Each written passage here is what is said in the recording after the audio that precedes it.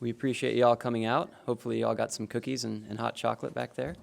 My name is Paul Russell. I went to school here at BYU, International Relations major, and I'm going to introduce Brady Fife, who is a vice president up at Goldman Sachs in Salt Lake City, and he's going to be giving our presentation today. So I won't steal his background info because I think that's what he's going to focus on. I will let him take it away, and we'll have a question and answer session at the end if you have any questions. So with that, Brady. Don't know if I need this or not, but I'll stand up here because I'm supposed to stand up here.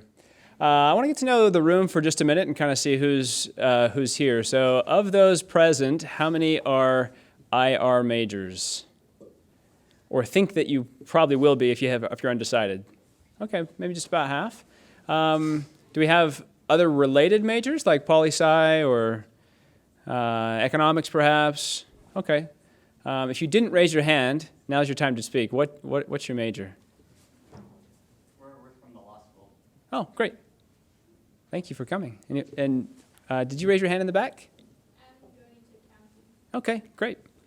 So those of you that are not IR majors, how did you think about coming to this today? Did you see a sign somewhere, or do you think, oh, I already have interest in this firm, so I want to learn more about Goldman Sachs? From the law school.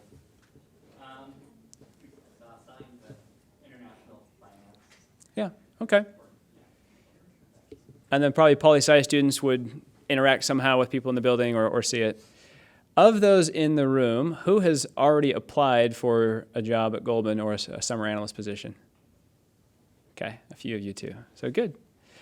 Well, that helps me kind of get a sense for who we're meeting with today. Hopefully this can be pretty informal. We'll have plenty of time for questions. In fact, it's a small enough group that why don't you just, if you have like a really burning question, you are just welcome to shout it out, or, I mean, if you want to raise your hand, that's maybe somewhat appropriate in a classroom setting, I guess. But what I thought I would do is tell you a little bit about myself, because when I was in your shoes, I like to hear about like people's individual stories to find out a little bit more about what they do versus them just showing me a PowerPoint presentation about their firm. So I hope that's okay. There's no PowerPoint today. Probably unusual for a Goldman guy to show up without PowerPoint, but I decided I could probably manage it with a sheet of paper right in front of me. And Paul laughed that I actually have to have a sheet of paper about my own life, but I just needed a sheet of paper, so I hope that's okay. So I'll give you the background of kind of how I chose my major, how I ended up at Goldman Sachs, what happened along the way, and that might maybe take us 10 or 15 minutes. Then I'm happy to give you a little bit of advice, maybe from my life perspective on what you can focus on or do to get the kind of job that you like if you are interested in an investment bank like I was. I'm happy to talk about the firm, but I'll probably leave that for questions. So if there's people that say, I actually want to know more about the firm and we have like 10 more minutes, then yeah, I'll tell you about our divisions and what we do and what's different about this division and that division. But since today is more just about how can an international relations major make it into the world of global finance and what's it like when you're there, I'll kind of focus on the personal aspect of it. And then, like I said, kind of get to your questions at the end. We can take it where we want. We'll probably wrap up at about 45 minutes, maybe about 10 to 5, somewhere around there. So if you need to leave for another class, another obligation, honestly, I'm not going to put it on your Goldman Sachs record. If you get a text from your boyfriend or girlfriend, that's okay. So this is pretty casual. Okay, so me. My name is Brady Fife. I grew up in the Seattle area, and I decided I wanted to come to BYU. So I graduated high school in 1995, came to BYU that fall. Didn't know what I was going to get into later in life, and was called on an LDS mission to go to Taiwan. Learned Mandarin, Chinese. Any Chinese speakers in the room? Cool. So went to Taiwan, and when I got my mission call, I didn't really know exactly where it was. My best friend and roommate said, "You are screwed. I hear Mandarin's really hard." And sure enough, I was screwed. It was really, really hard. And so I made it through and got somewhat of a command of the language and felt pretty comfortable and came back to BYU and started to decide what do I want to do with my life? What should I major in? And I received some advice from some people that was just choose a major that you are really interested in. Because unless you know for sure you want to go work for a Big 4 accounting firm, or at the time Big 5 accounting firm, that's a degree you really pretty much need an accounting degree. But most other jobs, really, med school, law school, and investment banks across the board, they just take people that they find interesting and people who have achievement in no matter what field that it was. So as I looked at the book of majors, I settled on international relations. I was fascinated by the fact that I could take different courses in different colleges and be well-rounded. I thought that'd be great, but I would then use that as a way to try and tailor in some work experience to help me focus what my resume should look like. So while I did have my stint working like at the MTC, which I did for a short period of time, I said, you know what, that's great, but I'm gonna, and actually it paid better than a lot of other jobs, but I said, I'm gonna try and find something in my field. And I thought my field might be something related to banking, capital markets, finance. Wasn't exactly sure what that meant. So I went out and found myself a job working for a wealth management firm, just to kind of be like an office assistant. And I did that for quite some time, and it seemed like I could at least talk to that in the interview. So that was maybe one small piece of advice early on for me. In between my sophomore and junior year, I decided I was actually going to not work. Feel free to come in and sit down if you like, grab a cookie. In between sophomore and junior year, I decided that I needed to have some fun. And so what I did is I planned a backpacking trip, not to Europe, as many people do, but to Asia. So I spoke Chinese, right? And I'd only been to Taiwan, and I thought, I want to see some of the rest of the Chinese-speaking world. And I had this really good friend who was a former LDS missionary in Singapore, and he wanted someone that could take him around China. And I said, I'd love to see Southeast Asia. So we booked it and planned it and had the really coolest experience of our lives. I mean, it was fascinating. For 8 weeks, we were staying in guest houses, hostels, living as cheaply as we possibly could, eating for 50 cents a meal and staying for $2 a night all over Asia. And I could tell you story after story of really cool stuff we did, and it was fascinating. And, why am I telling you all this? Because it's going to come back that I was able to tell some of these stories in my interview. So I did that. The next summer, so in between junior and senior year, someone asked me here, what internship did you have? Did you intern at Goldman and then get into Goldman? Because that's kind of the common way now. I didn't intern anywhere. But what I did do was go with a friend to New York City, fly out there on my own dime, and we had looked up in advance several people who had either a BYU connection or an LDS church connection. The friend that I went with was a guy who was a former LDS missionary in Manhattan. So he had a little Rolodex of people. We looked up a few others, and they had said, sure, if you come out, you and your buddy, we'll talk to you for 20 minutes while you're here. So we did that for like 10 different people on Wall Street. Some were junior, some were senior, and these are informational interviews, right? So we dress up, we look kind of nice, and holding the Wall Street Journal with us, and we just think this is great. We actually slept on the floor in Harlem of this friend of mine who he had baptized a guy and had a little bit extra space, and he was nice. And so we did the informational interview thing and spent a few $100 to do it. That was really, really eye-opening. I learned a lot about Wall Street just from people's experience. I remember talking to one guy who'd said, we met him outside because he walked out of his building, because security getting in the building is sometimes a little bit tricky. And he walked outside and he looked up and he said, I haven't seen the sun in 2 days. Meaning he hadn't been outside when it was, the sun was shining at all. It was just cloudy. And I thought, wow, that's kind of tough. What do you do? So I learned a little bit about the investment banking division because he was working 12 to 14-hour days. And then I'd meet some other people in other divisions and say, have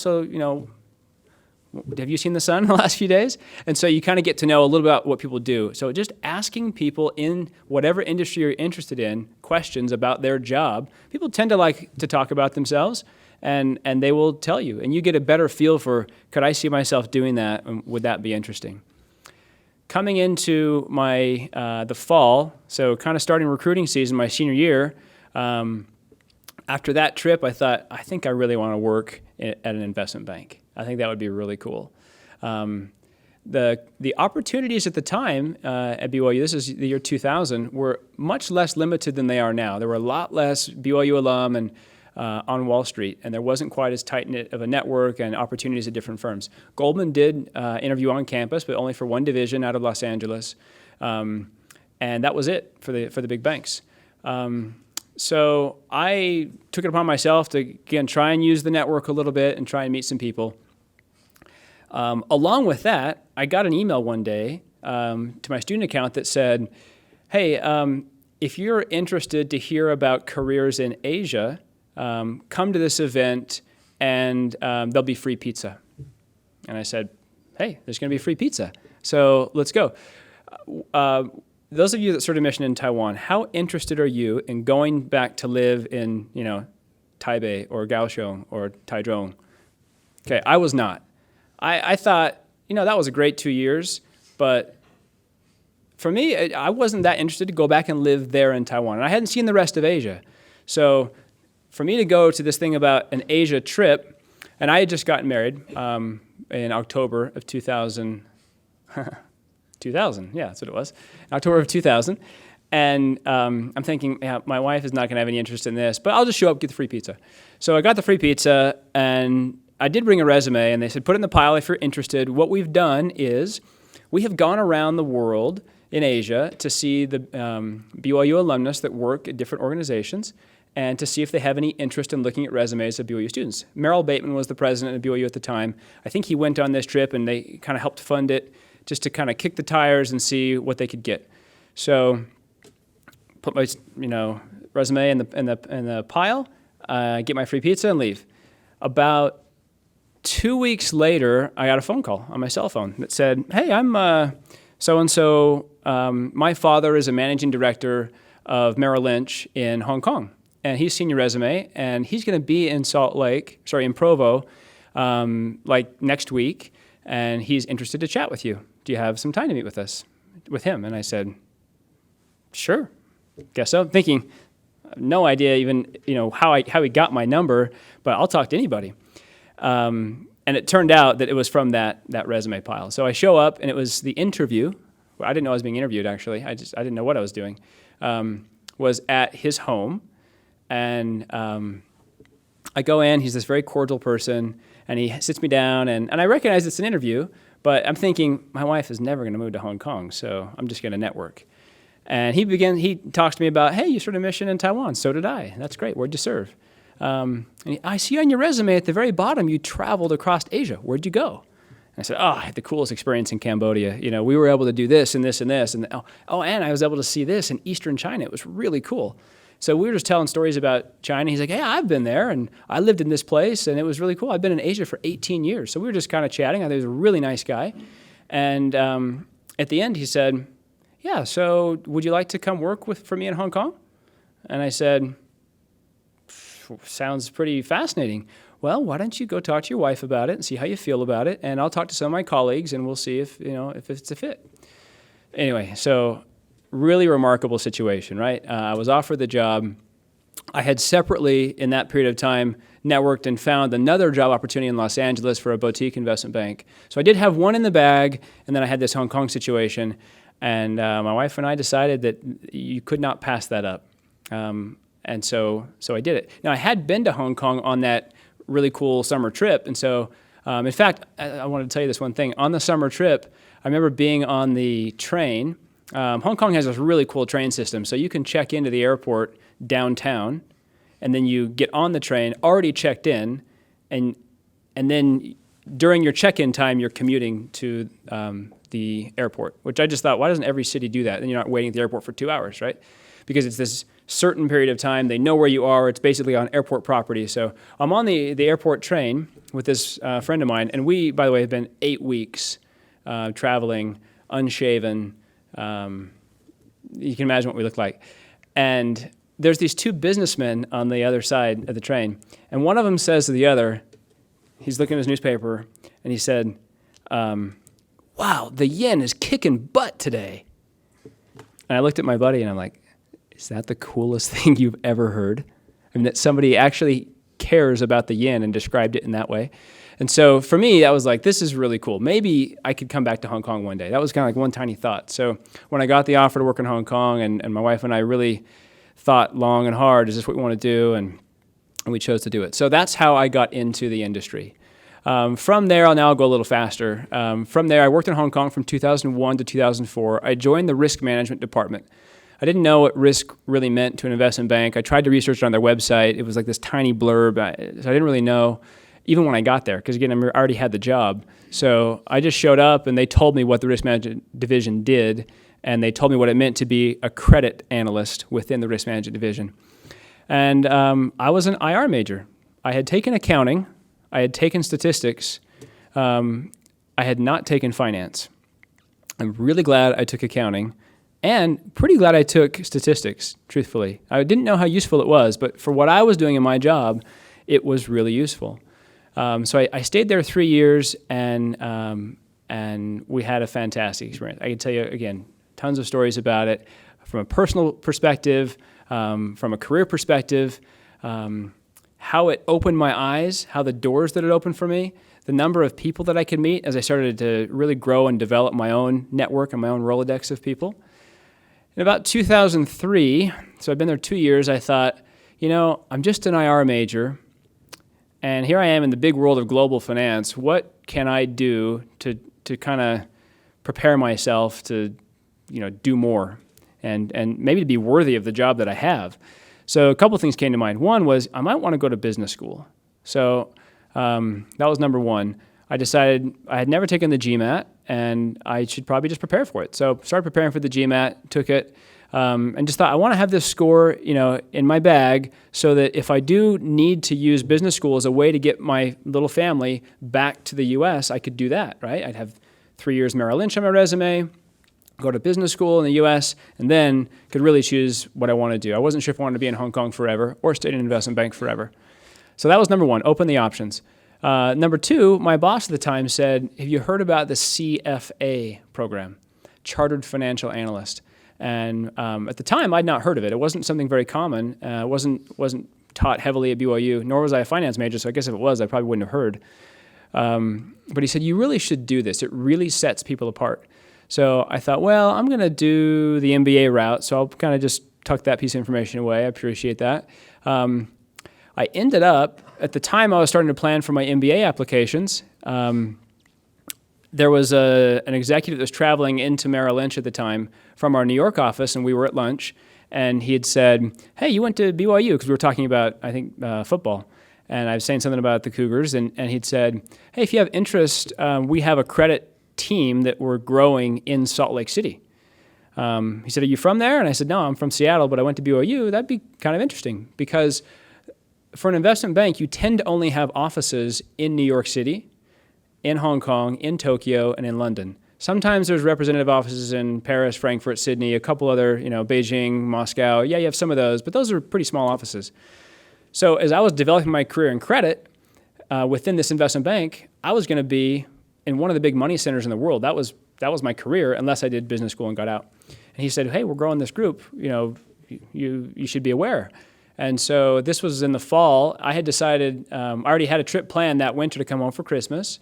And actually a good friend of mine was getting married in the LDS Temple in Salt Lake. And the Merrill Lynch office in Salt Lake, I looked it up on our system, was on 15 West South Temple. And I thought, oh, gosh, I had to just pop in over there and meet somebody and just say, hey, I'm a Merrill Lynch employee, So I did try and find somebody's number first to say, will you be in the office that day? I'd like to come just say hello and see what you guys do. So I showed up at the office. I'm talking to this gentleman for a few minutes, and he said, you ought to meet so-and-so upstairs. Let me see if he's here today. This was December 23rd, so not many people were working December 23rd, but sure enough, this guy was working. Went upstairs, introduced myself, talked to him, and he said, oh, this is great. Nice to meet you. And so anyway, went along my way, went back to Hong Kong, got an email from him a week later that said, we have an opening right now for an analyst. If you're interested to interview, let me know. So all of a sudden, my world kind of turned around. Would I like to live in Utah again, first of all? Would I like to be, I thought I was going back to New York or at least to a big business school or something, but thought, maybe I'll just consider this. Kind of like the Hong Kong thing. I don't really want Hong Kong, but maybe I'll just consider it. And then we use the right methods in our own way to figure out that feels right, and we did it. I used those same methods, and we decided this Salt Lake thing was right for us, so we came back to Salt Lake. My boss at the time when I told him what I was doing, because I was kind of like transferring, but it wasn't his idea, right? Because I'd kind of worked it on my own. He said, this is a career killer for you. I mean, you're in Hong Kong, and you're going to go to Salt Lake City, where there's 50 people at Merrill Lynch. He wasn't saying that about Salt Lake, but he'd never been to Utah, actually. He was from France himself.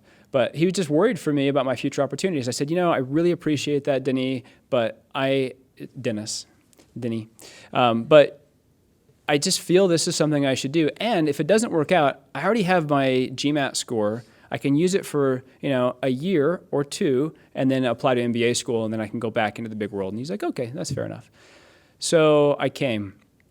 2004 to 2007 was a really fascinating and interesting time. Markets were doing quite well. I continued to grow in my career. I was able to get promoted, and I really liked it. So it wasn't just a one-year thing. I found that I really liked it. And my wife and I enjoyed living in Salt Lake again. And so started to kind of develop a career and think, it's time to develop my network further. When I looked at my Rolodex, or in my case, my Excel spreadsheet of everybody that I know who works in the profession, they all lived in Hong Kong. And I don't really know anybody in Utah, so what can I do? First thing I thought, well, I also need to develop my education a little further because I'm kind of not doing the MBA route, or at least delaying it. Maybe I'll do that CFA thing. So sure enough, I started studying for CFA exams. 2004, 2005, I was able to take exams right up at the University of Utah, where they have the testing center. And I got involved in the local CFA society. So these were professionals that were working at, Zions Bank, Wells Capital Management, Wasatch Advisors, other banks in town. And I started to kind of network with these people. And it was pretty fascinating, because I met people and invited them to go to lunch and introduced myself. And when they'd say, hey, so where'd you, I'd say, hey, well, I just moved here from Hong Kong, and I'd just be interested to get to know you. I don't know much about Salt Lake. People always loved that, story, and wanted to hear, well, how'd you end up in Hong Kong? So I was able to do that, and we started to network quite a bit more. Completed the CFA program and decided that I was a glutton for educational punishment, and I really did want more. So I went for the MBA at night. I did BYU's EMBA program. So I went right out of CFA level 3, right into MBA from, CFA's, the exams are every June, start the MBA program in August. For me personally, I felt like I had a little bit of the time. I felt like I could do it. We didn't have children early enough in our marriage where I thought I needed to be home in the evening for my kids. And so I'm going to use this time that I thought God had given me to be able to devote a bit more to the society, as a whole, the community, to my own education. And so I was kind of using this and just focusing in on my education as fast as I could. So I did the MBA. That was a great way also for me to meet more people and network and hone my knowledge and my education without having to forego a salary, right? Because I was working and I was still doing better at the time. So now I'm, 6 or 7 years into my career, and things are going pretty well. September, probably 17th, 18th, 2008, I'm at dinner at a friend's house. And like a lot of investment bankers, even though I'm not an investment banker, I work for an investment bank, but I had a BlackBerry with me, and I have a policy never to use the buzz feature or the sound feature. So for me, it's just like, if I want to look, I'm going to look, but this is my life. So I happened to glance at it, which I try and do every few hours. I've kind of been like that my whole career, just every couple hours to see if there's anything urgent. And I get a note that says, Lehman Brothers going bankrupt, Merrill Lynch to be bought by Bank of America. What a Sunday night. So I excused myself from the table. I went and talked to my boss that evening on instant message, and he said, yeah, we have a job tomorrow. Let's just go in and see what's going to happen. So what a time, right, to be involved in the credit crisis and kind of be in the center of it. I was fortunate that I was able to be retained by Bank of America. So they kept a handful of legacy Merrill Lynch employees in different locations, and someone had seen my resume, I guess, and gone through it, and probably seen, well, we've heard of CFA, that's good. Wow, you had experience in Hong Kong, I guess that's good. Nobody talked to me. I didn't know if I had a job from January until April. Although I was working every day and still on my salary, I just didn't know if I'd continue there or not. And I got a call one day that said, hey, I'm so-and-so, and you're reporting to me now. And I said, oh, great. And he was in Dallas. So, by the way, during that period of time, I did quite a bit of tapping of the network. So the people that I had in that Excel spreadsheet from Hong Kong that I had met, the people I had met in the CFA Society, I was doing some more go to lunch with them. What do you do? How's it going? I have this job, but I'm not sure if it's going to last. What do you think about your organization? This is a time when every investment bank is firing people, so I had to kind of look a little bit outside of that. But during that 4-month window, I was given 2 different job offers. So I felt pretty good about the power of the network, which was kind of cool, and the resume that I had started to build up. But I ended up not needing to take those because I wanted to stay with Bank of America. Stayed with B of A for about 2 years, and at the time, Goldman Sachs was really growing. Our Merrill Lynch office at its peak in Salt Lake had like 100 people. And most of the other investment banks that were here, Morgan Stanley was here, Lehman Brothers was here, UBS is here, had somewhere between like 20 and 100 people. So we were kind of on the high side. And Goldman, I heard, had like an operations division with like 300 people or 400 people up near the University of Utah. I thought, well, that's kind of interesting. One of my former colleagues from Merrill Lynch who I'd worked with had gone to Goldman. And he had been calling me and keeping in contact with me about his growing group and growing division and growing firm. I, of course, knew all about Goldman Sachs. I was very interested at how Goldman was able to make a lot of money in 2007 and 2008, when other firms seemed to have a lot more trouble making the money. Now, that got Goldman into some headlines later on, but I was piqued by that. How did they do it? And so when my former colleague kept contacting me and said, you know what, I think we have a position that you might be interested to take a look at, I felt that the time was right. And so, sure enough, interviewed and was hired by Goldman Sachs as a VP just this last, 19 months ago. So summer 2000, was that 12? No, 2011. So I've been at Goldman now just a little over a year and a half. Okay, so that's a little bit of a walk down my life. That took more than 20 minutes. Not too bad, 25. Never exactly things that I had planned for. So what are some of the takeaways that you might have gathered from this personal story? One, you should be willing to knock on and kind of enter new doors that open for you. So I did some of the knocking, right, through that story, but a lot of times the door kind of opened, and I didn't really want to go to Hong Kong, right? I really didn't want to come back to Salt Lake. That wasn't in my plan. I really wasn't interested in leaving Bank of America because actually it was going quite well. But just like the door kept opening, and I was willing to at least ask and take the steps for me to know personally if it's something I should do. So it was a risk each time, but it ended up not being a career killer. Second, I was able to build and use my network. I can't stress enough how useful that was for me. Now, let's see, the first time I got the job from Hong Kong, was that network? I guess, well, kind of. They sent the email about free pizza to those who were former missionaries in different Asian-speaking countries, actually. It wasn't just Asia. So I guess that was kind of a network thing of sorts. I'd been in that right group, and I got the email. But the next jobs, remember the Utah job, I had just decided one day, well, I'm going to be in Salt Lake. I might as well just stop by the office, right? And sure enough, a week later, I get that offer. So that was pretty telling. And then remember how I thought I was going to be losing my job at Merrill Lynch, and I was going to lunch with people, meeting people, and sure enough was given some other opportunities. And then the Goldman job came because my former colleague at Merrill Lynch, who I'd worked with and gained trust with, had called me and said, you ought to consider this.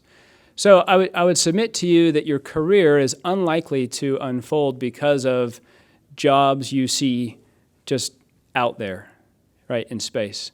It's possible, but I think the majority of the jobs that you want will be from people that you know that are talking to you and saying, you ought to think about this, and they keep you in mind. So look for a job when you have a job, basically, right? Just keep talking to people. The third thing I'd say of my advice is to educate yourself. So here you stand as a university student. You, a lot of you are IR majors, some other disciplines. But just, after you graduate, you have to think, what else is out there that I could do that's going to strengthen my resume to either validate the job I already have and make sure I know as much as I'm supposed to know, or to just kind of help me accelerate. And so I really felt I was able to do that in a 4 or 5 year period and focus on education, which I do think that had something to do with B of A when they're looking through resumes to say, who should we keep? Who should we let go? I think having some of that was helpful. CFA, for example, is a big global organization. It is quite challenging to get the designation. And so somebody in Charlotte or somebody in New York looking at my resume at least said, they could say, well, gosh, I don't know who in Salt Lake is interesting to us, but wow, he went through the CFA program. I know that. That's tough to do. So I think that's the third thing I would say. Why investment banking for me? Some people ask me that question. Kind of that trip to New York piqued my interest, but I think I always had some interest in just capital markets, right? How do the equity markets work? How do the fixed income markets work? How do the currency markets work? To me, that was interesting, and I knew that's something investment banks did. I personally was impressed with the people I met on that informational interview trip. When I came to things like this and somebody talked, I thought, hey, that seems like a pretty cool person, or not quite all the negative headlines I see about this evil, or what did Rolling Stone say about Goldman Sachs? Blood-sucking something. I can't remember now. But you read that kind of stuff in the press, but it just didn't mesh with exactly what my personal experience was. And have you ever had someone where you're gonna go into a new class next semester and you say, what do you think about this professor? And they say, I hate that guy. He's brutal. And you get there and it's like, I actually really like that professor. He or she was great. I found you just shouldn't take the advice of other people about the third party all the time. Just your own personal experience, the people you meet. So I met people in investment banking. I liked them. And then I also thought it would be helpful for me to have some big name on my resume that people recognized. So when I was looking at 2 different jobs, the boutique small firm in Los Angeles that nobody had heard of, and the big firm like Merrill Lynch, I chose the big firm. I wanted something that people could recognize. That has been really helpful, because as I went later on in my life and interviewed at places, they would see Merrill Lynch and they knew the name and they knew what that represented. So why the risk department? Why credit, not investment banking, not investment management? There's all these different divisions.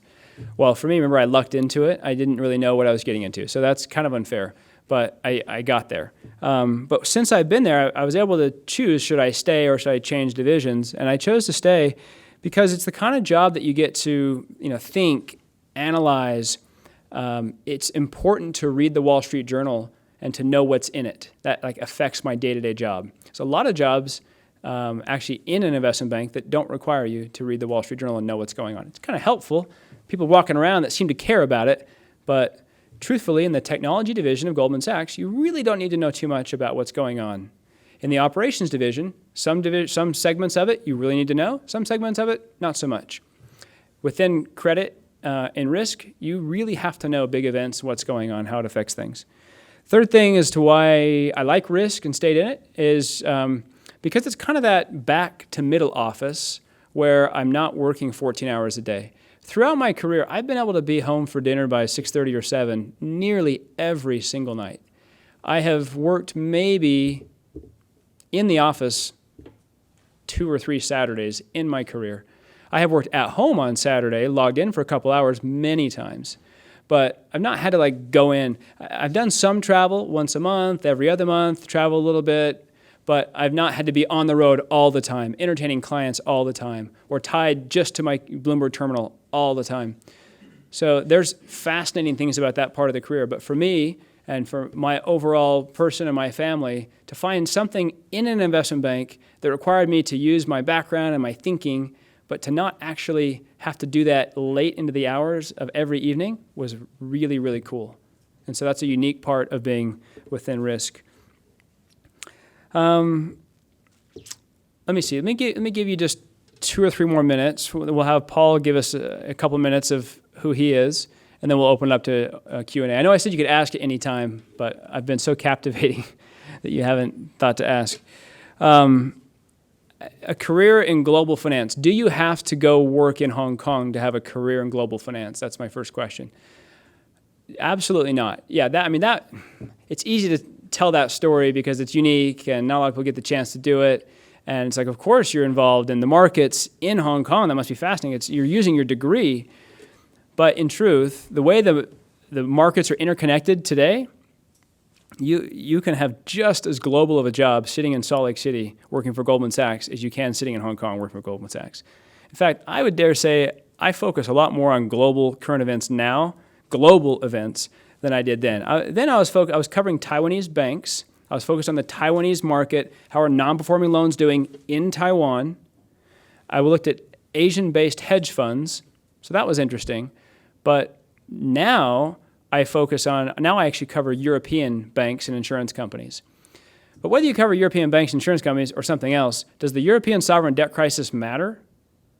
Yes, it affects everyone. Does the potential slowdown in China matter to companies in Europe? Yes. Does it affect companies in the US? Yes. Does what's going on in Brazil matter?